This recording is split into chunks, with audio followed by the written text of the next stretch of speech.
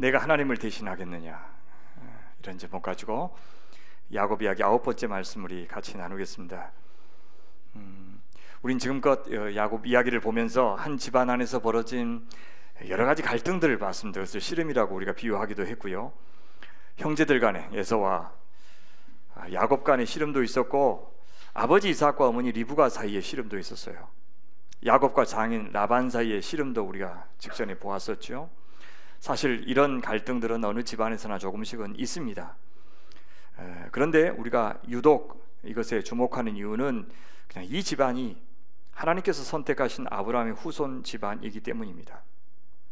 그러니 우리는 그냥 작은 갈등들에만 이렇게 창념할 것이 아니라, 그러면 어떤 윤리적인 교훈에 그치게 됩니다. 우리는 좀 큰 그림도 같이 봤으면 좋겠어요. 이 집안이 하나님이 선택하신 아브라함의 후손 집안이다. 그래서 이 집안을 통해서 앞으로 하나님이 하실 일을 우리는 어느 정도 알고 있습니다. 그것을 염두에 둔다면 아브라함이 이렇게 받았던 그 언약, 이삭이 해주었던 축복, 리브가가 쌍둥이 베고 있을 때 하나님께서 주셨던 그 신탁, 또 베들에서 야곱을 직접 만나서 주셨던 약속, 이런 것들 우리가 염두에 두면서 작은 이야기, 이 소우주를 좀 다뤘으면 좋겠다는 생각이 듭니다. 사실 이것은 성경을 볼 때 필요한 안목일 뿐만 아니라 우리 개인의 인생에서도 그래요. 우리 개인의 인생 이렇게 들여다보면서 해석할 때 이 세상과의 관계에서도 해석해야 되지만, 더 크게는 하나님의 언약의 관점에서, 혹은 하나님 나라의 관점에서 우리 자신의 이야기를 좀 풀어줄 수 있는 그런 것이 꼭 필요하죠.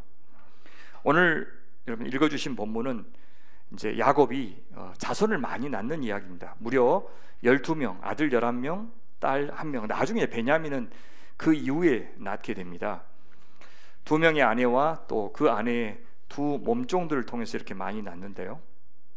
사실 이삭과 리브가 사이에서 단 2명 그 쌍둥이만 낳은 것을 생각하면 많은 자녀 얻은 것은 분명히 큰 축복입니다. 근데 참 이상한 것은 이 축복이 야곱이 하나님 앞에 뭘 잘해서, 하나님께 대한 사랑과 믿음의 대가로 받은 것이 아니었다는 점에서 우리가 생각할 것이 있습니다. 가만히 보면요, 12명의 자녀를 낳는 과정 가운데 2 부인들 사이에 갈등이 있었고요, 시기심도 있었고, 야곱이 라헬을 편애한 것도 있었고, 합한채라고 하는 미신도 동원되었고, 또 아내들이 열심히 기도한 것도 있었어요. 아내들 사이에 모종의 거리도 있었고, 또 대리모 또 나옵니다. 굉장히 다채로운 요소들이 다 동원되어 그래서 하나님께서 약속하셨던 그 자녀의 축복이 주어지는 것을 볼 수 있습니다. 그러니 우리가 개차반으로 살아도 될 놈들은 된다, 선민들은 어떻게든 잘 된다, 이런 메시지 얻으려고 하는 것 절대 아니겠죠. 당연히 결국 자식 낳는 이야기 다 끝나고 보면 제대로 이해했다면요, 모든 것이 은혜였구나, 아마 이런 고백을 하게 될 겁니다. 사실 그거 알게 하는 과정이 자식을 낳는 과정입니다. 그러면서 우리도 맞다, 내 인생도 내가 할 것 다 해봤지만, 내가 한 것처럼 보이기도 하지만 사실은 하나님이 하셨구나, 내가 믿음으로 잘할 때만 하나님께서 축복하신 것이 아니라 내가 내 뜻대로 엉망으로 살 때도 있었는데, 사실 하나님의 뜻을 모르고 한 일도 많았는데 하나님이 결국 나를 이렇게 은혜의 자리로 이끌어 주셨구나, 우리가 이렇게 고백하죠.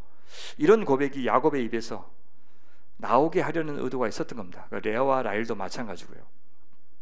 그래서 부디 이 말씀 보면서 어떻게 살아도 하나님의 뜻은 이루어진다라고 하는 너무 단순한 그런 결론 내리지 않으셨으면 좋겠다 싶습니다. 오늘 본문 보시면요, 시작을 라헬이 불임이다라고 하는 언급으로 시작해요. 그리고 끝날 때는 라헬이 요셉을 낳았다 하면서 끝나고 있어요. 라헬에 굉장히 주목하고 있죠. 근데 라헬이 자녀를 얻기 위해서 중간중간에 갖은 노력을 다 기울였지만 실패했어요. 근데 결국 라헬에게 아들을 안겨다 준 것은 뭐냐? 하나님이 그를 보셨다, 하나님이 그를 기억하셨다, 그렇게 이야기해요. 하나님의 보심과 기억하심의 결과였다고 이야기합니다. 결론은 하나님의 은혜였다, 그렇게 말합니다. 크게 4단락으로 구성되었는데 시작할 때의 첫 문장에 좀 주목하시면 좋겠어요. 읽어주셨던 29장 31절에서 35절은 여호와께서 레아가 사랑받지 못함을 보셨다, 이런 말로 시작합니다. 그리고 그 레아를 긍휼히 여기셔서 4명의 아들 루벤, 시므온, 레위, 유다를 주시는 내용이 나옵니다. 30장 가서는요, 8절까지는 라헬이 주어가 돼요. 라헬이 자기가 야곱에게서 아들 낳지 못함을 보고 자기의 형편을 본 거죠. 그 결과 라헬은 레아를 시기했고요, 남편 야곱에게 원망하기도 했고, 또 몸종 비라를 남편에게 보내서 두 아들 단과 납달리를 낳아서 자기에게 입적시킵니다. 30장 9절부터 21절까지 아주 큰 단락은 레아 중심입니다. 레아가 자기의 출산이 멈춤을 보았어요. 앞에서는 라헬이 자기가 아이 낳지 못한 것을 봤는데, 이번엔 레아가 봤습니다. 레아가 자기 몸종 실바를 남편한테 주어서 두 아들을 낳는 이야기가 나오고요. 또 라헬에게서 합한치를 주고 얻은 대가로 남편 침소에 들어가서 이사가라고 스불렌을 낳는 이야기가 나옵니다. 마지막 단락은 여러분이 봉독해 주셨는데 30장 22절부터 24절입니다. 또 하나님이 다시 주어로 등장합니다. 하나님이 앞에서는 레아를 보셨다고 그랬는데 이번에는 라헬을 생각하셨다, 직역하면 기억하셨다, 그렇게 돼요.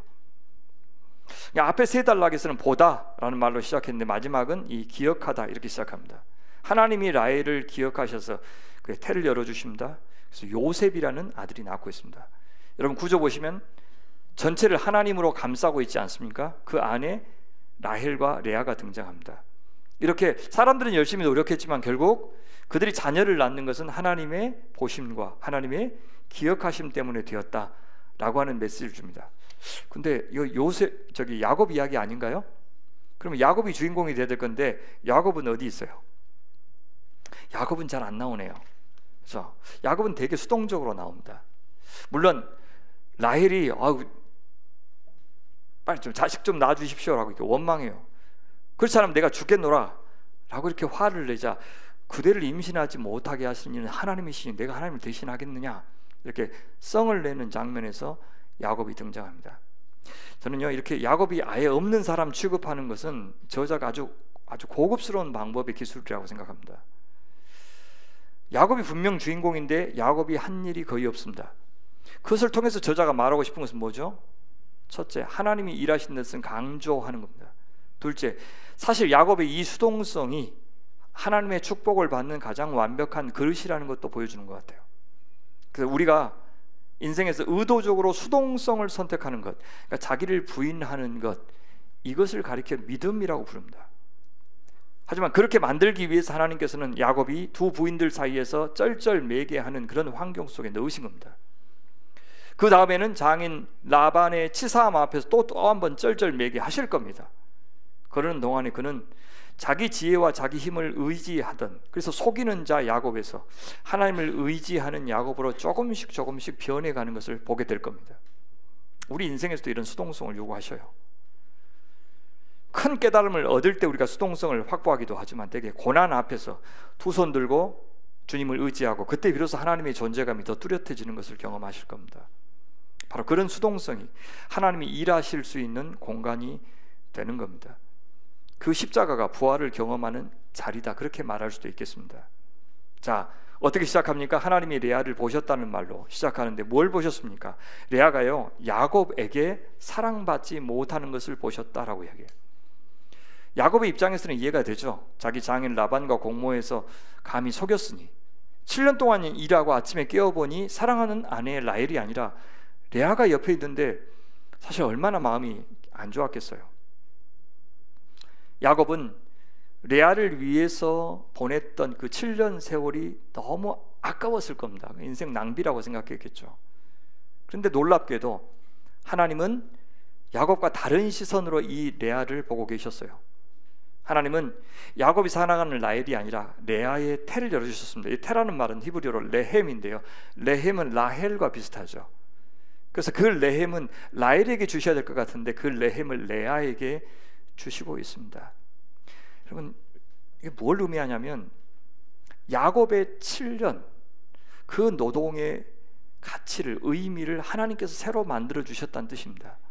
야곱한테는 분명히 이게 허송세월인데 하나님은 허송세월이 되게 하지 않으셨다는 뜻이에요.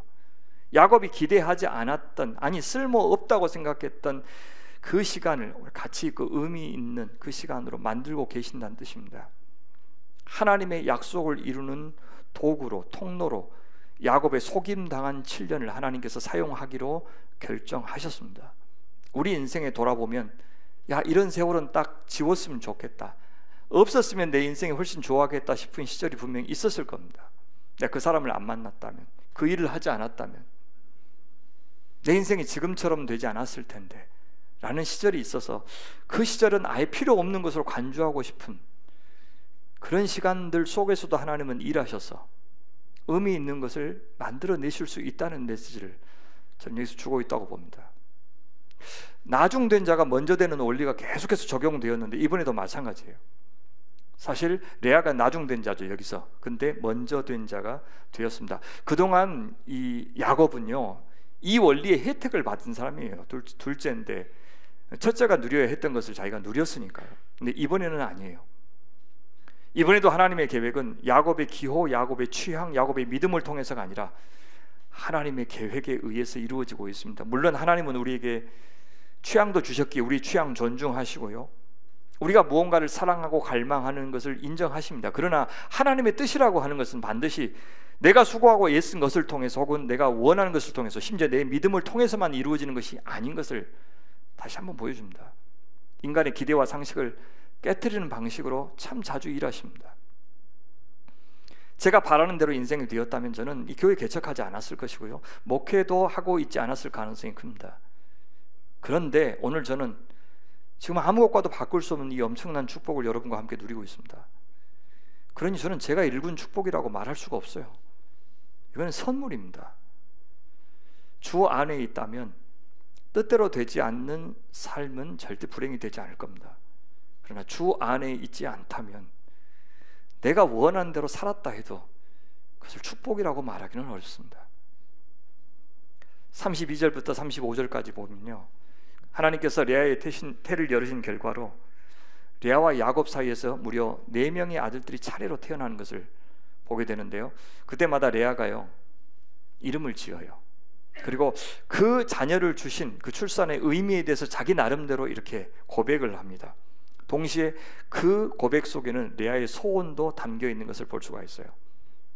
여러분, 이제부터 우리가 12명의 아들들, 한 명의 딸 이름을 쭉 볼 건데 남의 자식인데 뭘 알아, 그냥 기억도 안 나고 그러죠. 우리 한재성 선교사님 우리 교회에서 지금 같이 기도하고 후원하고 있는데 지금 10번째 자녀를 태 속에 갖고 있어요. 그럼 처음에 제가 몇 사람은 기억했는데 그 다음부터 포기했습니다. 그 이름 기억하는 거 포기하고 겁나 많아 이제 이렇게 하고 이제 말았는데 비슷해요. 근데 이번 기회에 한번 우리 도대체 어떤 자식들 태어났는지, 누구한테서 태어났는지 한번 살펴볼까요? 첫째 아들 누굽니까? 르우벤입니다. 르우벤. 우리 그건 좀 압시다. 그래서 장남은 르우벤인데 나중에 장남이 악한 짓을 해서 그 장남의 권한을 빼앗겨요. 그래서 육적인 장자의 권한이 누구한테 가냐면 요셉한테 갑니다. 그래서 요셉이 2지파의 권한을 받죠. 장남은 2지파 받으니까. 그래서 이스마엘하고 므낫세 그 2지파를 받고요, 영적인 장자의 축복은 유다 지파가 갖습니다. 그래서 유다 지파의 후손으로 메시아 예수 그리스도가 태어나신 이유가 바로 거기에 있는 것이지요. 루벤, 이것은 벤이라고 하는 말은 히브리어로 아들이란 뜻이에요. 그래서 저 루벤은 직역하면요, 보라 아들이다, 오메 아들 낳네 그 말입니다. 그래서 얼마나 좋았으면 아들이다 하면서 기뻐했을까요? 그러면서 왜 이 이름을 지었느냐? 여호와께서 나의 괴로움을 돌보셨기 때문이다 그래요. 돌보다 직역하면 보다예요. 보다. 하나님께서 레아를 보셨다 할 때 그 단어하고 똑같은 단어입니다. 레아가 시력이 약한, 그죠? 눈에 총기가 없는 여인이었던 거 기억하세요? 그런 여인 레아를 하나님은 보심으로 아들을 갖게 하신 겁니다. 레아는요, 자, 이 이름을 지으면서 이제는 직역하면 이제 확실이에요. 이제 확실히 내 남편이 나를 사랑하리로다. 아들을 안겨주었으니 이제 사랑을 받을 것이라고 기대했지만 야곱의 반응은 나오지 않습니다. 하나님이 아들을 하나 더 주셔요. 시므온, 히브리어 발음하면 쉬무온입니다. 쉬무온. 앞에서는 루벤 보다라는 동사로 표현했다면 이번엔 듣다 샤마에서 나온 것이 쉬무온입니다. 루벤을 낳고도 야곱의 사랑을 받지 못해서 울부짖는 그 레아의 기도를 하나님이 들으셔서 이 아들 주셨다고 레아는 생각한 겁니다. 이번에도 그런 레아를 향해서 야곱이 어떻게 마음을 품었는지 또 안 나옵니다. 그래서 셋째 아들 또 낳죠. 레위, 직역하면 레비입니다. 그때 발음은 레비. 이 사람은 나중에 제사장의 또 성전 봉사자들의 조상이 되죠. 레아는 이 아들을 통해서 이제 마침내 남편 야곱과 진정한 연합을 이룰 수 있기를 기대하면서 뭐뭐에 붙다, 뭐뭐와 연합하다라는 뜻의 이름 레위를 지었습니다. 넷째 아들의 이름은 우리가 잘 아는 유다인데 진짜 발음하면 예후다입니다. 우리 한번 발음 한번 해보시겠습니까? 시작. 예후다. 예후다. 네, 보통 유다라고 발음하는데 유다 지파는 중요하니까 예후다가 원래 히브리어 발음입니다. 하나님이 찬양 받으시기를 그런 뜻이에요. 예, 이 넷째 아들에 이르러서는 더는 남편을 향한 사랑을 갈망하는 마음 이름에 담지 않고 하나님을 찬양하고 있어요. 그렇다고 해서 비로소 그렇게 갈망하던 남편 야곱의 사랑을 얻었다는 암시는 전혀 없습니다. 그런데 앞에 세 아들의 이름에는 야곱을 향한 레아의 소유의 욕구가 진하게 배어 있었어요. 루벤, 이제 남편도 나를 사랑하겠지. 시므온, 주께서 내 하소연을 들으셨구나. 레위, 이제 남편도 나에게 매이겠지. 이렇게 했잖아요. 근데 유다에 와서는 이제 여호와를 찬양하리라 이렇게 고백해요. 하나님의 주권을 향한 레아의 고백이 여기에 담겨져 있습니다. 이스라엘에서 가장 중요한 제사장과 왕의 조상이 놀랍게도 야곱이 그토록 사랑했던 라헬을 통해서가 아니라 야곱이 허송세월 보냈다고 생각하는, 그래서 마음은 안 주고 몸만 주었던 레아를 통해서 나온 것에 우리는 주목해야 합니다. 그렇다면 분명 야곱을 통해서 자손의 약속은 이루어지고 있지만 그것은 야곱의 믿음 덕분에 이루어진 것은 결코 아니었다는 사실을 우리는 알아야 됩니다. 우리가 의식하면서 우리가 잘하겠다고 생각하면서 한 일을 통해서 하나님의 역사가 반드시 이루어지는 것은 아니고, 때로는 우리의 실수를 통해서, 허물을 통해서, 연약함을 통해서, 우리가 생각하지 못했던 변수들을 통해서 하나님 그것들을 다 동원하여 당신의 역사를 이루어가고 계신다는 것을 아니, 우리는요 인생에서 어떤 것은 큰 의미를 부여하고 어떤 것은 소홀히 여기고 그럴 것이 아니라 좀 마음을 넓게 갖고 우리 의지와 상관없이 진행되는 일에도 시선을 두고 또 하나님의 역사를 기대하는 여백이 있어야 되지 않을까 하는 생각이 들어요. 다시 말씀드리지만 우리 인생에서 하나님께 어떤 유익하거나 신앙적으로 덕이 되는 어떤 성취가 있었다면 그것은 우리의 믿음에 대해서 하나님이 축복하여 이루어진 일만은 아니라는 것, 우리가 이제 고백할 수 있죠. 우리는 수없이 흔들렸고 때로는요 하기 싫은데 억지로 하기도 했고 심지어 불순종하기도 했지만 변함없이 하나님의 뜻이 이루어졌던 겁니다. 야곱은요 지금 아직까지는 레아를 향한 자기의 마음을 풀지 않았어요. 그것을 성경은 사랑하지 않았다라고 표현하죠. 그럼 그는 지금 어떤 상태이냐면 자기가 속인 형과 아버지에 대해서는 어떤 마음을 품고 있었을까요? 그도 자기처럼 사랑하지 않기를 기대했을까요? 자기는 지금 레아가 자기 속였다고 해서 속상해서 안 풀죠, 마음을. 자기도 속였잖아요. 그죠? 그래서 엄청난 그 장자권과 축복을 자기가 가로챘잖아요. 근데 그 형은, 그 아버지는 자기를 용서하리라고 기대했을까요? 사랑하리라고 기대했을까요? 자기는 기대하면서 자기는 사랑하지 않는 모습을 보여주죠. 그래서 진짜 이 레아를 받아주고 사랑하기까지는 하나님께서 저기를 안 푸셨다는 생각이 들어요. 저는 그런 세월이 20년이었습니다. 만약에요 중간에 그 20년 중간에 에서의 마음이 풀렸다면 에서가 어떻게 했을 것 같아요? 여러분 같으면 아버지 좀 잠깐 신부감 구하러 갔는데 이렇게 오랜 세월 동안 동생이 안 옵니다. 우리 사람 보내서 데려오게 합시다. 가서 신부값 때문에 못 온다는 이야기를 들으면 우리 이 사람들 부자잖아요. 지금 이삭의 집안이, 그죠? 우리 가서 신부값 우리가 내주고 고향에 돌아오게 합시다. 그렇게 할 수 있는 일 아닙니까? 그렇게 하지 않았다는 것은 그 시간까지 에서의 마음이 풀리지 않았다는 것을 의미합니다. 그러면 나중에 보면은 라반의 마음, 에서의 마음, 이것들 주장하시는 것이 마치 하나님인 것처럼 묘사돼요. 어느 정도 관여하시는지 사실은 잘 모르겠어요. 사람의 마음이 풀린다는 게. 근데 우리가 사실 누구를 막 미워했는데 사랑하지 못했는데 사랑하게 되는 것, 아이고 내가 노력했더니 이제 되었다, 그렇게 생각하지 않잖아요. 이제 되네, 진짜 하나님이 이제는 좀 내가 내려놓게 하시네, 우리 그렇게 고백하죠. 분명히 하나님의 도우심이 필요한 것 같아요. 근데 하나님이 에서의 마음을 그대로 두셨다고 하는 것은 누구 때문인 것 같아요? 에서 때문이기보다는 사실은 야곱 때문이 아닐까, 그런 생각을 해봐요.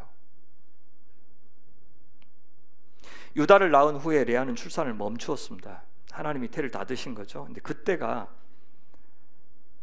이 야곱을 향한 갈망이 하나님을 향한 갈망으로 변한 시점이라는 것이 중요해요.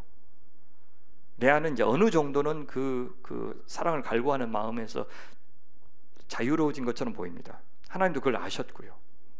자식을 많이 낳아야 야곱의 사랑을 얻을 수 있다는 그 생각에서 조금 노여난 것 같이 보입니다. 사실은 지금 이 기간이요, 야곱이 라헬을 위해서 7년을 더 일하고 있는 그런 기간 동안에 지금 임신이 벌어진 겁니다. 그래서 야곱의 입장에서는 안 해도 되는 노동을 하고 있는 그 동안에는 마음 풀리기가 쉽지가 않죠. 라헬을 통해서 아들을 얻었다면 뭐 우리 생각에는 훨씬 더 자손 약속이 쉽게 풀렸을지 모르겠어요. 하지만 하나님은 아들은 필요하지만 레아는 달가워하지 않는 야곱에게 레아가 사랑을 받을 수 있도록 하기 위해서 레아를 통해서 아들을 계속 낳게 하셨다는 생각이 들어요. 하나님이 레아를 귀하게 보신 거예요. 라헬도 귀하게 보시지만 레아가 사랑을 받을 수 있도록 해주시는 기간이 아닌가 하는 생각이 들어요.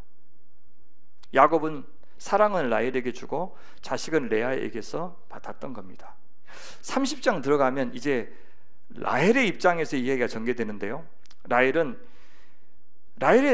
야곱의 사랑을 받고 있으면서도 아이 생기지 않는 것 때문에 많이 속상했어요. 그런 자신의 현실을 보았다라고 이야기하죠. 그 결과 라헬은 레아 언니를 시기했습니다. 레아가 야곱의 사랑을 갈망하는 것이 자연스럽듯이 라헬이 아들을 잘도 낳는 레아를 시기하는 것, 뭐 덕스러운 것은 아닐지라도 전 자연스러운 감정이라고 생각해요. 하나님께서 아담과 하와의 범죄에 대해서 형벌을 선고하시면서 이렇게 말씀하신 적이 있죠. 나는 네가 임신하여 커다란 고통을 겪어하리라. 너는 괴로움 속에서 자식을 낳으리라. 너는 네 남편을 갈망하고 그러니까 네 남편은 너의 주인이 되리라. 놀라운 말씀이죠. 사실 남편을 갈망하고 남편이 아내의 주인 노릇 하려는 것, 이거 자연스러운 것이 아니고 죄가 낳은 결과다. 인간의 자기 중심성 때문이다, 그렇게 이야기하는 겁니다. 인간은 사랑하지 않을 수 없고 사랑하지만 사랑할수록 더 큰 고통을 돌려받는 것, 이것이 죄인들 사이의 사랑이라고 말하는 겁니다. 그런데도 하나님은 그런 사랑 속에서 우리가 우리 자신을 알고 다시 진짜 사랑을 배워가도록 하시려고 허락하신 겁니다. 그래서 혼자 사랑하는 것이 번거롭다 해서 혼자 살면 굉장히 우리가 성숙한 사람이 되는 것이 아니라, 그런 방법을 통해서도 하나님께서 만들어 가시는 길도 있겠지만 참 우리가 어떤 대가를 무릅써야 되는 것을 알면서도 결혼하죠. 또 아이도 낳고 그러면서 사랑을 또 배워가는 것 같아요. 우리 자신의 한계를 알면서. 라헬의 시기는 자식을 낳고 싶은 갈망에서 나온 것입니다. 그러나 나중에요, 야곱의 아들들의 시기로 요셉이 봉변 나가는 것도 있죠. 근데 그 일을 통해서 하나님께서는 이 백성을 고센 땅으로 옮기는 그 출발점이 되게 하십니다. 참 놀랍죠. 그러니까 지금 라헬의 시기가 좋은 건 아니지만 이 시기, 이 경쟁심, 이것들을 통해서 하나님께서는 자손의 약속을 이루어 가고 계시는 과정. 그러니까 비록 인간은 그냥 자기 감정에 충실해서 그렇게 살았지만 하나님은 그 감정을 통해 나온 결과들을 엉망으로 만들지 않고 결국 당신의 계획을 이루시는 일에 사용하셨다라고 하는 것을 보여주는 거예요. 그러니까 우리가 시기에도 괜찮다 그런 말 아니고, 그렇게 넘어가면 하여튼 제가 자신이 없어서 지금 자꾸 이렇게 막 말을 길게 만드는 건데 무슨 말씀인지 아시겠죠? 그렇습니다. 하여튼 그래서 그렇게 시기하는 마음을 갖고 라헬이 두 가지를 해요. 하나는 야곱한테 항의를 해요. 좀 불만을 표시하죠. 내게 자식을 낳게 하라. 그렇지 아니하면 내가 죽겠노라. 배고파서 죽겠다 했던 여러분 에서의 그 고백 아시죠? 들에서 와서 배고파 죽겠다 했던, 그래서 자기는 지금 죽겠다 그렇게 이야기해요. 사실 이 표현은 히브리어로 보면 굉장히 강력한 명령법입니다. 야곱이 7년 라헬을 위한 노동 마치고 나 자식 주라, 이제 이 사람 내 아내를 주라 할 때 강력하게 아주 당당하게 요청한 것처럼 내게 자식을 낳게 하라 이렇게 아주 당당하게 요구해요. 아이 못 낳는 수치는 뭐 지금으로서는 상상하지도 못하는 고대 근동에서는 큰 수치였습니다. 근데 그 책임이 마치 야곱에게 있는 것처럼 다그치고 있습니다. 근데 제가 보기에는요, 어떤 주석에서도 이야기하지 않고 있기 때문에 조심스럽게 말씀드리고 여러분들은 참고만 하시면 좋겠습니다. 저는 이런 요구를 하는 것은 진짜 이 책임이 야곱에게 있어서 그렇게 묻는 것은 아니라고 봅니다. 왜냐하면 이건 흥정의 과정인 것 같아요. 그 뒤에 몸종을 통해서 자식을 낳아달라고 요구하잖아요. 그 요구를 관철시키기 위해서 더 큰 말도 안 되는 그런 요구 조건을 앞에 내걸었던 겁니다. 그럼 이거 안 해주려면 이거라도 해주라. 이런 식으로 하려고 저는 제안했다고 생각을 합니다. 자, 이렇게 말하자 야곱은 사랑하는 라헬인데 위로해 줘야 되는데 썩내고 있어요. 요즘에 그 상담 배우신 분들은 남편이 그러면 안 되지, 이때는 의도를 파악하고 위로해 줘야지, 아마 그렇게 하겠죠. 예, 참 잘못한 것 같아요. 썩내고 있어요. 원래 야곱은요, 내 사전에 불가능이란 없다, 이게 이제 신조인 사람이에요. 안 보이면 안 되면 되게 한다. 뭘로요? 잔꾀를 부려서라도 힘을 써서라도 내가 안 되면 귀엽고 되게 한다라고 하는 신념을 갖고 있는 사람인데, 그의 입에서요, 나 못한다는 말이 나오고 있어요. 참 보기 드문 말인데 지금까지 한 번도 한 적이 없어요. 내가 하나님이라도 된단 말이요? 당신이 임신할 수 없게 하신 분이 하나님이신데 나더러 어떻게 하란 말이요? 이렇게 대답해요. 그런데 야곱은 하나님이 하실 수 있는 일과 야곱 자신의 힘만으로 해낼 수 있는 일을 구분해서는 안 되는 사람인데 여태는 구분해 왔어요. 근데 사실은 이 고백이 믿음의 고백인데, 그러면 하나님을 대신할 수 있는 일은 있단 말인가? 그렇게 이제 질문하는 거예요. 어떤 일은 자기가 대신할 수 있고 어떤 일은 못한다고 생각하는 것이 야곱의 한계예요. 어디까지 가야 돼요? 사실은 내 힘으로 내 지혜로 이루었다고 생각하는 일마저도 결국은 하나님이 하신 거야 라는 데까지 나아갈 때까지 주님께서 계속해서 그를 몰아가시는 겁니다. 그러니까 이 고백이 자녀 출생만이 아니라 앞으로 제 뜻대로 되지 않는 야곱의 인생에서 내내 그가 고백해야 하는 고백이었습니다. 자신에게 복을 주시는 하나님만 믿어서는 안 되고 임신할 수 없게 하시는 하나님도 그는 믿어야 했습니다. 지금까지는 안 그랬어요. 안 되는 건 자기 힘으로 해내려고 했어요. 할 수 없게 하시는 하나님을 믿는 것이 진짜 믿음입니다. 그는 이제 에서의 분노를 유지시켜서 야곱으로 하여금 가나안 땅으로 돌아가지 못하게 하시는 하나님도 인정해야 했던 겁니다. 라헬은 가만히 있지 않았죠. 스스로 대안을 마련합니다. 여종 비라를 통해서 자식 얻겠다고 야곱에게 제안해요. 그러면 내 무릎에 두리니, 자기 아래 입적시키겠다는 뜻입니다. 라헬의 자식이 되는 것이 당시의 법이었어요. 하나님께서 라헬을 통해서만 자식을 주시겠다고 약속하신 것이 없기 때문에 이렇게 하는 것은 문제될 것이 없어요. 하갈을 통해서 이스마엘 낳은 것과는 좀 다른 것입니다. 자, 방금 전에 성냈던 야곱이 이 제안에 대해서는 어떻게 생각하는지 의견 전혀 말하지 않고 그냥 비라와의 사이에서 두 아들을 낳았다고만 성경이 이야기하고 있어요. 두 아들이 누구냐면 단과 납달리예요. 단은 그가 나를 정당하게 했다라는 표현이 다난인데 거기서 나온 말이 단이에요. 자, 라헬은 비라가 단을 낳자 뭐라고 이야기해요? 하나님이 내 억울함을 푸시려고 내 호소를 들으사 내게 아들을 주셨다. 이거는 자기의 해석이에요. 하나님이 진짜 그렇게 하셨다는 게 아니라 자기가 그렇게 받아들였다는 뜻입니다. 이 언니를 시기할 정도로 아픈 자기의 마음을 풀어주셨다, 이렇게 고백하고 있는 거예요. 자, 하나 더 낳았는데 납달리, 나프탈리입니다. 우리 히브리어 발음은 나프탈리, 나프툴림에서 나온 말이에요. 다툼이라는 단어. 자, 납달리를 낳고 나서 라헬이 어떻게 고백합니까? 내가 언니 레아를 이제 크게 경정하여 이겼다. 하나님 내 편 들여서 이제 내가 드디어 이겼다.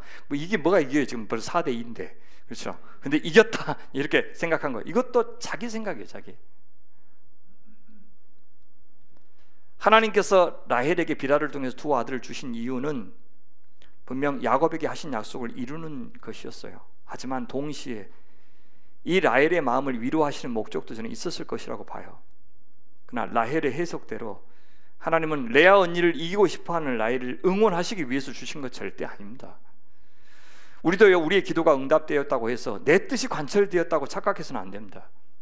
하나님께서 내 기도를 들어주시는 의도가 다른 데 있을 수도 있어요. 그러니까 기도할 때도 그렇고, 기도할 때도 하나님의 뜻을 살펴야 되지만, 기도가 응답되었거나 내 기도가 거절되었을 때도 왜 응답해 주셨지? 왜 거절해 주셨지? 이렇게 물어야 됩니다.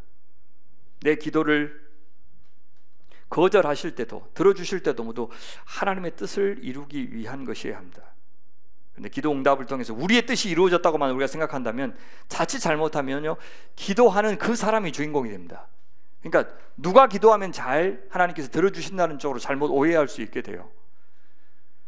그래서 여러분들이 저에게 기도 부탁하시는 건 되게 감사한 일이에요. 그러면 저는 여러분과 훨씬 더 친해지는 것 같아요. 여러분의 형편을 알고 여러분과 여러분의 삶에 들어간다는 점에서는 저는 되게 감사해요. 근데 혹시나 여러분이 기도하는 것보다 제가 기도하면 훨씬 더 잘 들어준다는 생각으로 부탁하신다면 여러분, 저는 이제 무당 영매로 만드시는 것입니다. 이제 그런 일은 없는 것 같아요. 진짜 그런 마음을 품으시려면 복치라도 갖고 오시든지, 복채라도 두둑히 주면서 무당짓을 시키든지, 그것도 아니면서 하나 한 것보다 둘이 기도한 것이 낫지, 그건 괜찮은 것 같아요. 그죠? 진짜 또 복채 갖고 오신 분 또 그러지 마세요.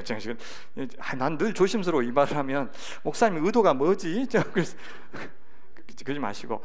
안 그래요, 그죠?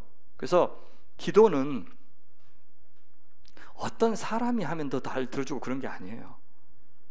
자꾸 그러니까 기도하는 사람이 주인공이 되면 안 되고, 들어주실 때나 거절하실 때나 난 사실 잘 모르고 기도했는데, 그럴 것 같다고 생각하고 기도했는데 왜 들어주셨지? 그럼 이 기도를 통해서 주님께서 뭐 하려고 그러시지? 그것을 생각하면서 주님의 뜻을 헤아려야 되지. 그렇죠? 내가 하고 싶은 대로 주님께서 하라고 하시는구나, 그런 식으로 받아들이면 안 된다고요. 그렇죠? 우리의 기도는 항상 부족하니까. 좋겠어요. 자, 이렇게 레아 언니를 시기해서 몸종을 통해서 이제 라헬이 두 아들 얻은 걸 보고 언니 레아도 가만히 있을 수가 없죠. 레아는 지금 자기가 지금 출산하지 못하는 것을 알고 있어요. 그래서 이 뒤질세라 몸종 실바를 남편한테 주어서 그 실바를 통해서 두 아들을 얻는데, 가드예요. 원래 발음은 가드, 다른 하나는 아셀입니다. 가드란 말은 어디서 나왔냐면 부가드에서 나왔어요. 부가드는 얼마나 선한 행운인가, 그런 뜻이에요. 주님께서 참으로 선하게 내게 자격 없는 그런 행운을 주셨구나라는 생각에서 이 이름을 지었고요. 아셀은요, 아슈르에서 나와요. 아슈르는 어디 나오냐면 시편 1편 한번 혹시 암송하실 수 있어요? 복 있는 자는 악인의 꾀를 쫓지 않고 죄인의 길에 서지 않고 오만한 자의 자리에 앉지 않고 오직 여호와의 율법을 주야로 묵상하는 자로다, 그럴 때 나오죠. 그때 복 있는 자는, 그런데 원래 히브리어는 감탄사예요. 아슈레 이렇게 시작해요. 뭐뭐 하는 자는 겁나 복이 있네, 이렇게 번역해야 되고, 이 패턴이 그대로 신약에 사용된 것이 팔복이에요. 심령이 가난한 자는 복이 있나니, 그렇게 돼 있죠. 근데 원래는 감탄사로 번역해야 돼. 오메 복이 있네, 누가? 심령이 가난한 자는. 이런 식으로 감탄사예요. 그때 그 나오는 말이 아슈레예요. 그러니까 여기서는 에셀이 이제 기쁨이라고 우리 성경에는 번역했는데 아니에요. 복이에요, 복. 그러니까 복이 있는 자라는 그런 뜻입니다. 그러니까 아셀의 출생을 보고 모든 딸들이 나를 기쁜 자, 사실 직역하면 복된 자라고 하리로다라고 고백을 해요. 누가 생각나세요? 여러분, 룻기에서 룻이 아들을 낳자 베들레헴 사람들이요, 나오미에게 이 축복의 말을 해줘요. 아마 이 축복의 말을 아마 레아가 들었을 것 같아요. 주님께 찬양드립니다. 주님께서는 오늘 이 집에 자손을 주셔서 대가 끊어지지 않게 하셨습니다. 그의 이름이 이스라엘에서 늘 길이어지기를 바랍니다.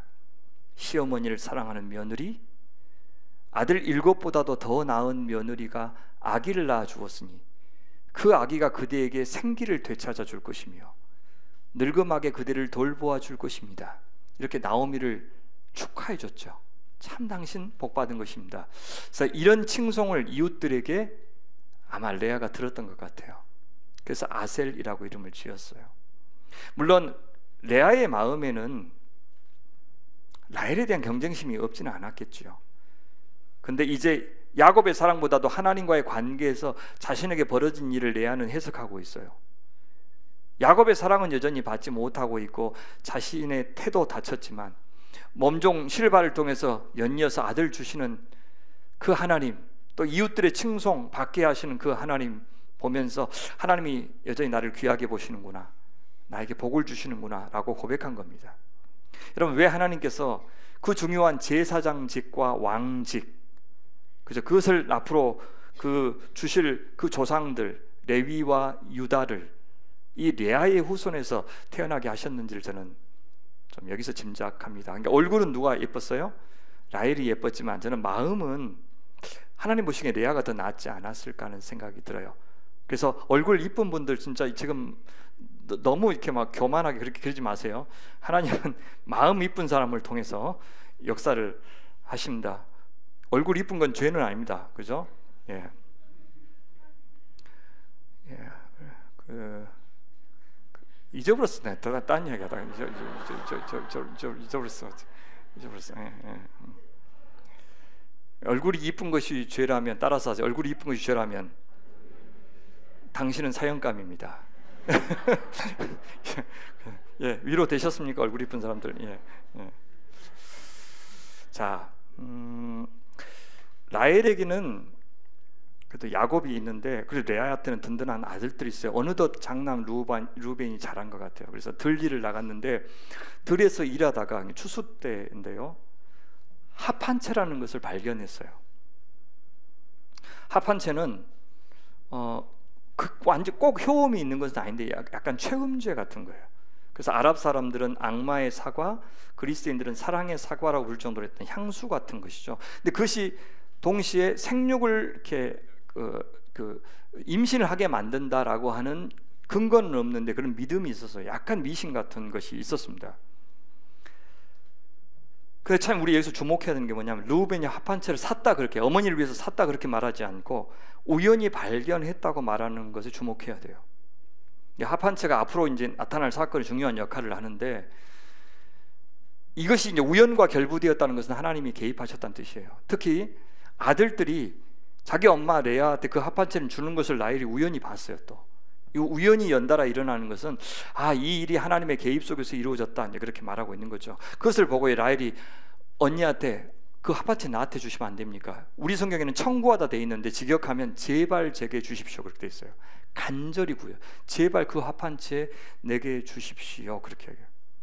그러니까 어떻게 생각하면 지금 라헬은 하나님이 도우셔서 지금 이 레아한테 그 아들을 낳은 게 아니라 이 합 한 채가 바로 비밀이었구나, 이렇게 생각하고 있는 것이 분명해요.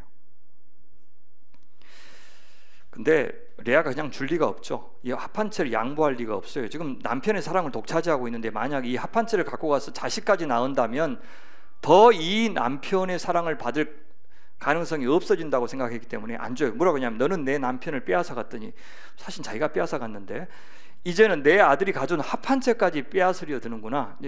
레아의 입장에서는 그랬다는 거예요. 자기 고통이 가장 크게 여겨지고 남이 갖고 있는 것이 가장 크게 보이기 망정이죠.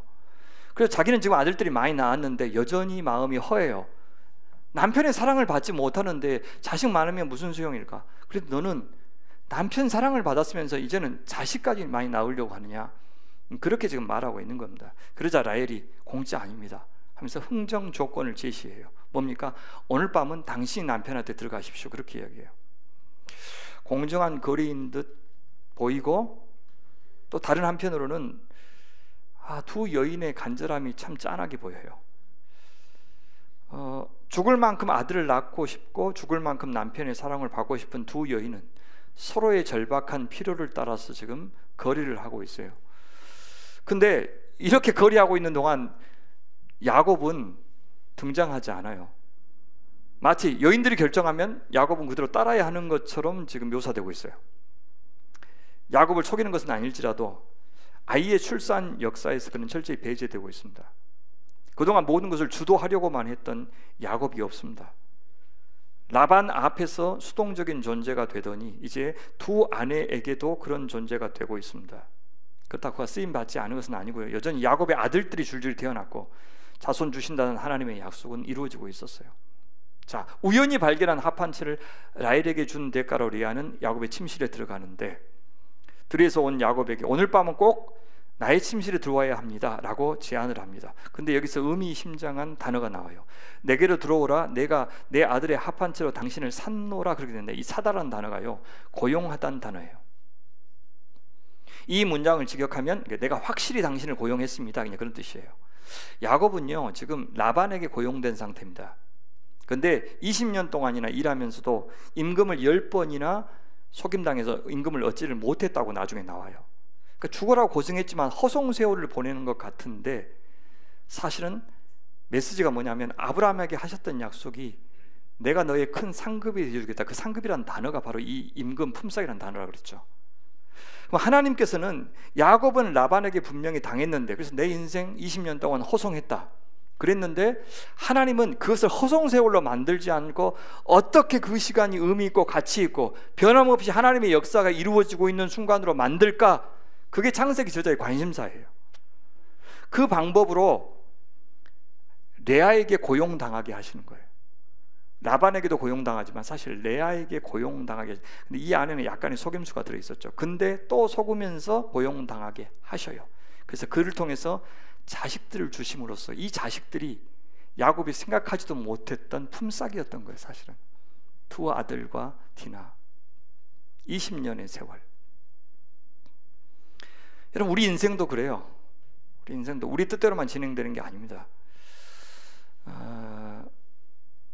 이 두 아들이 누구냐면, 하나는 이사갈, 잇사카르예요. 사카르가 아까 고용하다 그 단어예요. 잇사카르, 이사갈. 다른 하나는 스불론. 그렇죠?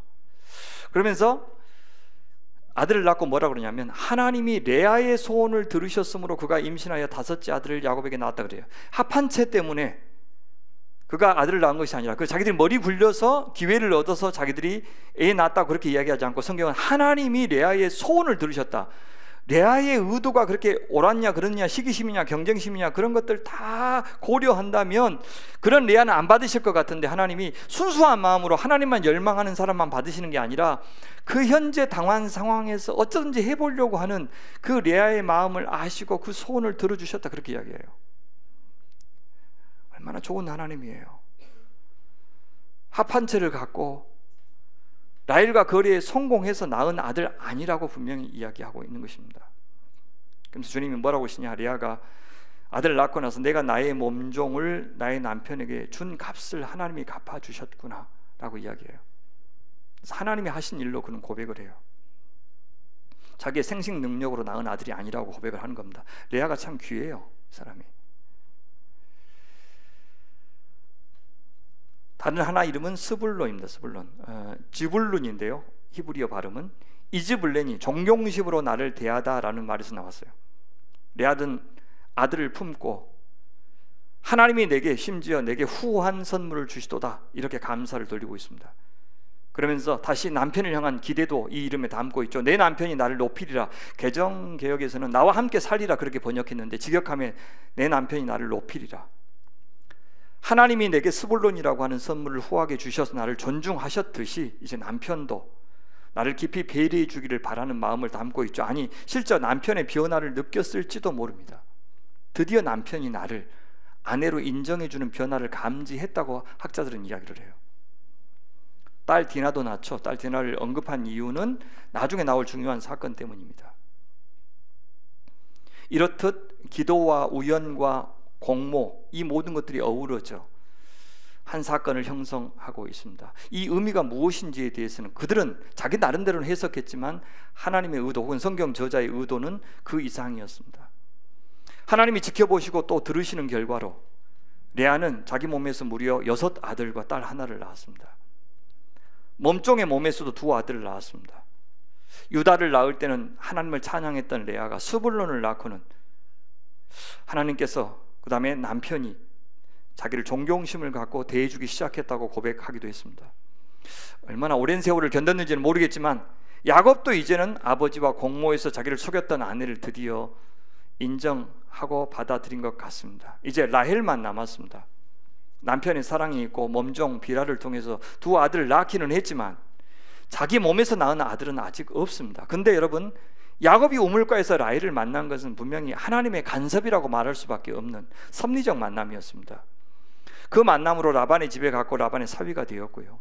그러나 그 만남을 통해서 이루려고 하시는 하나님의 뜻은 다 이루어지지 않았어요. 아직은 자기 지혜, 자기 외모, 남편의 사랑 의지하던 2 사람, 먼저 된 자인 것처럼 보였던 2 사람 야곱과 라헬에게 여전히 긴 세월이 필요했어요. 긴 기다림이 필요했어요. 태를 여시는 분도 닫으시는 분도 하나님이신 것을 그는 인정할 시간이 필요했어요. 땅을 주시는 분도 거두시는 분도 하나님이란 사실을 온전히 이해하기까지 시간이 필요했어요. 하나님이 하나님 나라의 주권자이심을 이해하는 시간. 이 사실을 이 가정 모두가 다 알기까지의 과정이 필요했던 겁니다. 이것을 깨닫는 것이, 이 하나님을 얻는 것이, 하나님이 진정한 품삯이라는 사실을 기억하는 것이 자녀를 많이 주시는 것보다 훨씬 더 중요했습니다. 우리가 젖과 꿀이 흐르는 땅에서 수많은 사람들을 후손으로 거느리며 강대한 나라 만들고 이 땅에서 뭔가 업적을 이루는 것보다 훨씬 중요한 것은 우리가 살아계신 하나님, 창조주 하나님, 우리의 주권자 되신 그 하나님을 알고 인정하고 사랑하고 그분만 온전히 예배하고 그분과의 관계에서만 진정한 인간다움과 축복을 누릴 수 있다는 사실을 아는 사람, 그 감과 촉을 확보하는 사람이 되는 것이 가장 큰 축복이라는 뜻입니다. 22절의 주어가 다시 하나님으로 바뀝니다. 하나님이 라헬을 생각하시니라. 생각하다, 구약에서 가장 많이 나오는 단어 가운데 하나, 자카르, 기억하다, 그런 뜻입니다. 구약은 철저히 기억이 구원의 길이라고 말씀하셔요. 하나님이 하신 일을 기억하고 자기가 누구인지 그 정체성을 기억하는 것이 생명의 길입니다. 하나님의 구원은 하나님의 기억하심, 하나님이 자기의 언약을 기억하시는 데서 시작했습니다. 하나님의 신실함, 하나님의 긍휼하심, 하나님의 사랑, 이 표현이 바로 기억입니다. 그 하나님의 라헬을 기억하셨으니 이제 분명 새로운 창조는 시작될 겁니다. 하나님께서 레아의 소원을 들으셔서 이사가를 주신 것처럼 라헬의 소원을 들으시고 그의 태를 여셨습니다. 라헬에게 레헴을 열어주셨습니다. 그리하여 낳은 아들은 요세프입니다. 라헬은 이 아들 탄생의 의미를 이렇게 고백하죠. 하나님이 내 부끄러움, 아사프, 에세프, 요세프 비슷하죠. 내 부끄러움을 씻으셨다. 불임의 오명을 씻을 수 있었습니다. 이 요세프라는 이름의 뜻은 더하다입니다. 더하다. 이제 태가 열렸으니 앞으로 더 아들을 주실 것을 기대하는 마음. 12번째 아들 베냐민의 탄생을 예고하는 이름이기도 하지만 이것은 더 나아가서 하늘의 별과 같이 땅의 모래와 같이 많은 자손 주시겠다는 하나님의 약속, 반드시 이루어질 것을 라헬은 자기 수준에서 고백하고 있는 것처럼 보입니다. 야곱이 속여서라도 장자권과 축복을 샀기 때문에 축복을 받은 것이 아니라 하나님의 선택과 그 선택에 책임지시는 하나님의 신실하심 때문에 복을 받듯이 라헬도 합한채의 효험 때문에 자녀 낳은 것 아닙니다. 만약 그랬다면 하갈을 통해서 이스마엘을 낳은 아브라함과 하나도 다를 바 없어지게 됩니다. 그녀가 합한채를 의지하지 말았어야 한다는 뜻은 아닙니다. 인간이 자신의 절박함을 표현하기 위해서 할 수 있는 거 다 해보는 거 뭐가 문제입니까? 다만 라헬의 고백처럼 결국은 하나님이 하셨다는 고백에까지 이르는 것이 중요한 겁니다. 그것이 태를 열고 닫으시는 하나님의 궁극의 뜻이기 때문입니다. 우리가 변하는 거지요. 말씀을 정리하겠습니다. 우리는 하나님께서 자손을 약속하셨으니 우리 생각에는 야곱이 사랑하는 아내 라헬을 통해서 많은 자녀 낳게 하는 것이 더 아름답고 또 순조로워 보입니다. 남편을 속이는 레아가 남편 사랑받지 못한 것, 라반과 레아 모두에게 인과응보라고 생각하게 될 겁니다. 아무리 몸종을 통해서 자식 낳는 것이 합법적이라고 하지만 우리 시기심과 경쟁심에 불타서 몸종 통해서 자식 낳기 경쟁하는 것을 제동 거시는 것이 하나님다워 보이지 않습니까? 합한채 거리는 더 어이없어 보이죠. 합한채라는 미신적인 효험을 의지하는 이런 면에서는 레아와 라헬 수준 다 비슷합니다. 그들은 열심히 기도하는 모습도 보여요. 동시에 미신도 믿었습니다. 이 합한채를 두고 잠자리 거리하는 여인들의 이 순수하지 못한 공모 무산시키는 것이 하나님의 정의처럼 보이지 않아요? 근데 하나님께서 놀랍게도 이 모든 과정을 다 허락하셔요. 하나님이 친히 태를 열고 닫으셨다는 것을 성경 저자는 하나님이 보셨다, 들으셨다, 생각하셨다 이런 표현을 통해서 분명히 하고 있습니다. 여러분, 이것이 인생의 신비예요. 하나님은 우리의 기도도 받으시지만 절박한 마음에서 하는 우리의 부족한 모습들도 다 받으셔요.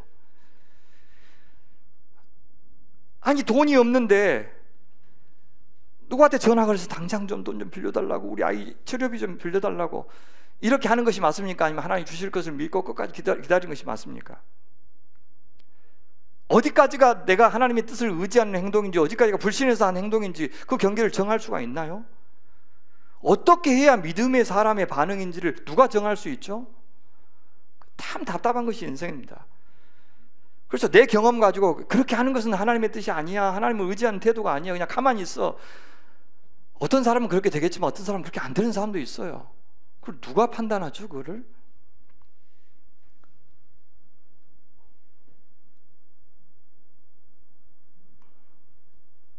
하나하나 따져서 심판하시는 그런 하나님이 아니라 우리가 생각하고 이해하고 느끼고 판단해서 행동한 것에서 우리의 마음을 읽으시는 하나님. 그래서 레아의 소원도 들으시고 라헬의 소원도 들어주시는 하나님, 저는 그 하나님이 참 좋아요. 레아와 라헬 각각 자기 수준에서 하나님이 하신 일의 의미를 부여하기도 하고 찬양하기도 했습니다. 당연히 우리가 우리 뜻대로 아무렇게나 살아도 된다는 뜻 아닙니다. 하지만 우리는 사실 어디까지가 하나님의 뜻인지를 모르고 때로는 이것이 이렇게 했을 것이다, 하나님이 이런 일을 하셨을 것이다 생각하면서 자꾸 고백하는 거죠. 그러면서 그 고백이 점점 진짜 하나님의 생각과 일치되어 가는 과정이 인생의 의미인 것 같아요. 그것이 신앙의 여정인 것 같다는 뜻입니다. 우리에게 시기심이나 경쟁심 생기는 것은 자연스러운 일이고요, 남편의 사랑을 갈망하는 것도 자연스럽고, 아들 낳아서 수치 면해보자는 마음도 인간적입니다. 아주 지극히 좋은 마음이죠. 신앙이 있으면 그런 생각 안 드는 거 아닙니다. 다만 신앙이 좋아질수록 그런 마음들을 점점 더 잘 다스리게 되죠. 그렇게 우리가 온전하지 않는 동안에도 변함없이 우리를 창조하시고 당신의 일을 이루어 가시는 그 하나님이 계시니 저는 감사한 겁니다. 그러니까 연약하면 연약한 대로 가장 인간적인 정직한 우리 자신의 모습을 인정하면서 하나님 앞에 나가는 것이 중요해요.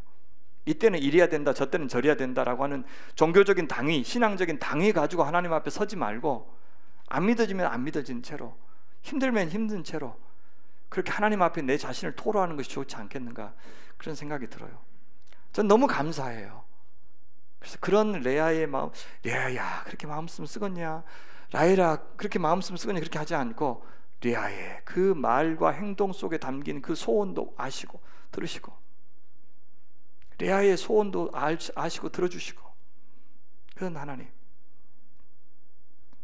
물론 이삭과 리브가의 편애가 야곱과 에서 사이에서 문제를 일으키는 발단이 되고, 야곱의 편애가 레아와 라헬 사이에서 문제가 되고, 또 야곱의 요셉을 향한 그 편애가 아들 사이에 문제를 일으키기도 하지만, 그러니 우리 편애하지 말자, 편애 나쁘다, 그 정도 메시지에 머물지 말고, 그렇게 우리 가운데 일어나는 시기, 속임, 편애, 배신 같은 일들을 통해서 어떻게 하나님께서 그런 우리의 결정들이 만들어낸 부정적인 결과들을 통해서라도 궁극에는 당신의 계획을 이루어 가시는지, 이것을 보여주려고 하는 것이 성경의 의도가 아닌가, 저는 그렇게 생각을 해요. 그러니 다행인 것이고요, 그러니 감사한 것입니다. 내 뜻대로 인생이 되기만을 바랬는데, 그렇게 안 되면 실패라고 생각했는데, 그렇게 되지 않는 시절, 원망할 세월이 아니라 감사할 시절이라고 하니 그것이 고마운 것입니다. 지난 2주 동안에는 저희 가정이 쉽지는 않았어요. 시간 보내는 게. 저희 부모님은 더 어려우셨을 겁니다. 저희 사남매와 부모님이 애써서 한 20년간 빚을 갚았는데, 알고 보니까 우리가 갚은 빚보다 받을 것이 훨씬 많았다는 것을 알게 됐어요. 크게 보면 한 100억. 그런데 부모님이 평생 말씀을 아끼셨던 것이 있어요. 조금씩 말씀하셨는데, 이거 편집해야 됩니다. 부모님한테 들리면 안 됩니다. 말씀을 되게 아끼셨는데 언뜻 자주 말씀하셨던 게 있어요. 너무 맺히셔가지고.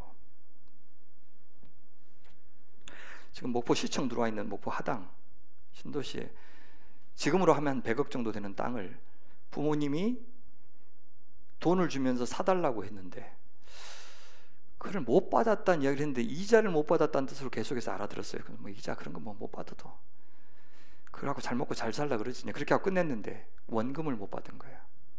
그러니까 땅을 사놓고 너무 땅이 좋으니까 그 다음부터 입 닦아버렸는데, 그 세월이 지금 벌써 한 40년, 30년, 40년. 근데 그걸 가지고 싸우면 부모님께, 할아버지 할머니께 누가 된다고, 명예에 누가 된다고 부모님이 일제 함구하셨는데, 이제 눈이 안 보이시고 마음이 약해지시니까 이 문제 한 번은 내가 풀고 가리다 하고 대면을 한 거예요. 대면을 했는데 그 자리에서 이제 큰아버지가 절대 그런 일이 없다, 아예 받은 일이 없다, 주변에 아는 사람들이 많은데, 그렇게 하고 오히려 이제 어머니 아버지를 치매에 걸린 환자 취급하고, 이제 그렇게 하니까 그 좋으신 어머니가 사흘 동안 식음전폐하고 우시고 입 안이 다 허시고, 이제 그런 일이 있었어요. 그런 이야기를 왜 자식들한테 다 안 하셨을까? 자식들이 뻔히 20년 동안 그 고생하면서 빚 갚는 거 보시면서도 그 명예가 뭐라고, 그 부모님 명예가 뭐라고 그를 말씀 안 하셨을까 싶은 생각도 들고, 그분들 그렇게 중요하게 생각하는 그 명예, 그 형제간의 우애, 이런 거 내가 지켜드려야 되겠다 생각도 들고, 또 내가 하나님 믿었으니 얼마나 다행이나, 전혀 다른 시각으로 이 시간들을 해석할 수 있으니 이 얼마나 큰 복인가, 그것으로 위로했어요. 우리는 이미 그 시간 동안에, 그 고생한 시간 동안에 하나님이 우리를 만드시고 진짜 중요한 가치가 무엇인지를 깨닫게 하시고, 그 과정이 있었으니까 내가 소명교회도 만났고. 여러분, 저한테 돈이 있었으면 여러분 눈에 들어오지도 않았습니다. 제가 이런 사람, 지금도 지금 심란한 사람인데 돈이 있으면 얼마나 건방지고 교만하고 하나님 의지하지 않고 그런 사람 됐겠냐고요. 생각을 해보세요. 예? 이만큼이라도 만들어 주신 게 사실 그 세월 아니에요? 속 상하기는 해요. 우리 형제들이 고생한 거 생각하면 속 상하다고요. 20년이에요. 야곱에게 20년이에요. 또 저기에도 20년이에요. 근데 그 20년 동안 품삯 못 받은, 그것보다 하나님이 더 큰 품삯이라는 거 내가 얼마나 많이 가르쳤어요. 근데 내 눈앞에 딱 닥치니까 진짜 너 그거 믿어? 그렇게 요구하시는 거예요. 진짜 그거 믿어? 하나님이 진짜 품삯이라는 걸 믿어? 믿으라고 하는 거예요. 그래서 아버지 계산 다 끝났습니다. 우리 이렇게 큰 복을 받았습니다. 우리 형제간에 이렇게 사랑하고 하나님 사랑하고 저 목회하고 이거 돈으로 못 삽니다. 돈 있었으면 저 이런 사람 안 됩니다. 우리 끝났습니다. 계산. 그분들은 마음의 아픔이 커요. 그래서 절대 이제 못 보겠대요. 그 큰 집을. 저는 장례식에도 갈 겁니다. 저는 조카 노릇 끝까지 다 할 거니까 그건 용서하십시오. 그랬어요. 저는 목사 아닙니까? 저는 사랑해야죠.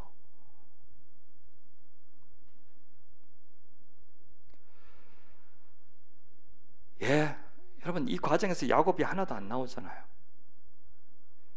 레아한테도 마음 안 주고 라헬한테도 사랑 안 주고 라헬에게만 사랑 주고. 근데 정을 준 레아에게는 하나님께서 아들 주셨지만 사랑하는 라헬한테는 다 드셔요. 라헬한테 화내면서 그 한 말 보십시오. 내가 하나님을 대신하겠느냐. 여러분, 저는 이 말 하고 싶은 거예요. 내가 하나님을 대신하겠느냐. 이 태도가 우리에게 필요합니다. 최선 다하십시오. 그렇게 하고 계실 줄 알아요. 그렇게 할 수밖에 없죠. 그래야 살잖아요. 그렇더라도 자기 주도의 열심이 너무 과해서 내가 하나님을 대신하는 데까지 우리는 가지 않았으면 좋겠어요. 내 뜻대로 안 되는 인생에 대해서 내가 다 책임지려고 하지도 말고요. 하나님께 책임을 묻지도 말고 할 수 있는 것만 하면서 사는 것도 버겁지 않습니까? 안 되는 일에 대해서 너무 과도하게 마음을 쓰고 나를 아프게 한 사람들에 대해서 너무 연연해 하다가 진짜 해야 될 중요한 일을 못하거나 진짜 지켜야 될 소중한 사람들을 못 지키는 일 없었으면 좋겠어요. 저는 그것이 하나님을 대신하지 않고 그분의 주권을 인정하는 태도라고 생각을 해요. 하나님은 그렇게 우리의 적극성만큼이나 우리의 소극성도 쓰시는 것 같아요. 20년 동안 우리가 쩔쩔매게 만드는, 내가 소극적으로 대응할 수밖에 없었던 그 상황, 어떤 사람에게는 사업 실패일 수도 있고 어떤 사람에게는 가족의 상실일 수도 있고, 그죠? 숱한 그런 사연들이 나를 쩔쩔매게 만들잖아요. 아니었으면 난 당당하게 진짜 떳떳하게 뭐 얼마나 큰 소리 치면서 살 수도 있고. 그런데 내가 이렇게 쫄아들게 만들고 늘 조심하게 만들고, 그런 수동성이 오히려 하나님의 하나님 되심을 경험하게 만드는 그릇이 될 수도 있겠다는 생각이 드는 거예요. 야곱이 그랬듯이. 그래서 여러분 중에서 은퇴하시는 분들도 이제 있고 좀 그렇잖아요. 그런 나이 또래 우리 선배들이 계시는데 자기의 존재감이 사회에서, 가정에서, 교회 안에서 점점 사라지는 것을 좀 즐기는 그런 분 되시면 좀 어떨까요? 그러면 하나님이 그게 이제 쓸모없는 사람이 된다는 뜻이 아니고 그 수동성을 통해서 또 하실 일이 있을 것 같은 거예요. 그래서 우리 지금 교회가 어려운 이유는 마지막까지 지금 뭐 합동축 70세 정년 연장하려고 그러잖아요. 이렇게 오래 사는 시대가 되었는데 70세에 무슨 정년이냐, 연장하려고 계속 시도하잖아요. 썩을 놈들 진짜 목사들이 그래야 되겠어요? 지금 젊은 사람들이 담임 갈 자리도 없는데 70세가 건강하니 더 연장하겠다고 마지막까지 존재감을 놓치지 않으려고 해요. 교회가 망하든 말든 엄청나게 챙겨서 나가려고 그러고. 그러면 안 돼요. 주님 앞에 갈 날이 다가왔을 때 점점 나는 없어지고 주님이 더 또렷하게 그분의 존재감을 과시하면서 일하도록 내어드리는 것이, 저는 그것이 믿음이 아닐까 생각을 합니다. 물론 제가 이제 마지막 은퇴되면 생각이 바뀔 수도 있으니까. 네. 우리나라 이제 괴테 전문가로 명성이 자자한 전 서울대 동문과 교수 전영애 교수. 은퇴한 다음에 자기가 박수부대가 되는 것이 꿈이라고, 젊은 사람들 박수하고 다음 세대에 박수 쳐주는 박수부대가 되는 게 제 꿈이라고 하셨는데 정말 그렇게 살고 계셔요. 여러분, 침묵이 말보다 더 큰 울림을 줄 때가 있지 않아요? 때로 하나님께서 강제로 우리를 작게 만들기도 하시고 존재감을 지우기도 하시고 입을 막기도 하시는 것 같아요. 오해를 받게도 하시고요, 무시를 당하기도 하시고. 근데 그런 순간이 우리에게 활발하게 기회를 주실 때만큼이나 하나님이 일하시는 굉장히 중요한 모판이 된다는 걸 우리 인정하시면 좋겠어요. 그렇습니다. 레아와 라헬 두 여인의 남편의 사랑과 또 자식에 대한 갈망, 이기심, 경쟁심, 미신, 기도, 이런 것들을 통해서, 그리고 야곱의 소곡성과 편애, 또 자포자기를 통해서도 자신의 약속을 이루어 가시는 우리 하나님에 대해서 오늘 보았는데요, 하나님의 보심, 결국 하나님의 들으심, 하나님의 기억하심이 우리의 삶을 지탱해주고 있다는 변함없는 메시지를 이 가운데서 우리는 확인해 보았습니다. 우리 이 좋으신 하나님 앞에서 다시금 오늘 우리의 삶의 태도, 자세 돌아보는 은혜가 있기를 바라고요, 궁지에 몰려있고 전전긍긍하고 쩔쩔매는 상황 속에 있더라도 낙심하지 마시고 주님은 변함없이 당신의 일을 해 나가신다는 걸 믿고 그분의 손에 우리를 맡기는 하나님의 사람들 되시길 바랍니다. 기도드릴까요? 주님, 감사합니다. 세상 사는 거 잘 모르겠지만 주님이 분명히 살아계시고 그런 주님이 신실하시고 또한 우리를 사랑하시는 분이시니 안심합니다. 그러니 해답이 주어지지 않는 순간에도 변함없이 우리의 걸음을 걷고 또 우리 몫의 웃음을 웃고 또 울고 싶을 때 울고 탄식하고 우리의 마음을 쏟아놓고 싶을 때 살아계신 하나님께 우리의 마음을 토로하는 자녀들 되게 하셔서 하나님 있는 모습 그대로의 모습으로 늘 하나님 앞에 나아가고 또 지체들에게 손을 내밀어서 도움을 청하고, 그래요, 주님이 지금도 만들어가고 계시는 멋진 그림의 한 조각으로 변함없이 당신의 사람으로 살게 도와주시옵소서. 그렇게 주님의 몸으로 잘 지어져 가고 무르익어가는 하나님의 공동체 되게 하여 주시옵소서. 감사하오며 또 의탁하오며 우리 구주 예수님의 이름으로 기도하옵나이다.